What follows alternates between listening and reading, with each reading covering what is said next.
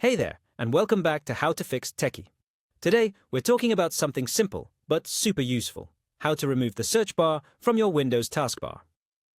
If your taskbar feels crowded, or you just don't use the search box often, you'll love this quick cleanup trick. It makes your desktop look cleaner and gives you more space for app icons. Let's dive right in.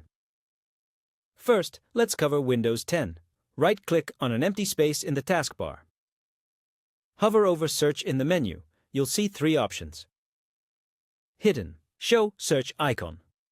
Show search box. To remove the search bar completely, just click on Hidden.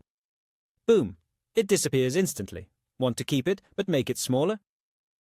Choose Show search icon instead. This gives you just a magnifying glass icon instead of the full bar. Now let's move to Windows 11. In Windows 11, the search bar works a little differently. Here's how to remove it. Right-click on the taskbar. Click on Taskbar Settings. Under the section called Taskbar Items, find the search toggle. Just turn it off. And that's it. The search icon disappears from your taskbar. If you ever want to bring it back, just follow the same steps and turn the toggle back on. Quick tip: even if the search bar is gone, you can still use Windows Search anytime. Just press the Windows key on your keyboard and start typing. So now your taskbar is cleaner, more organized, and fits your style.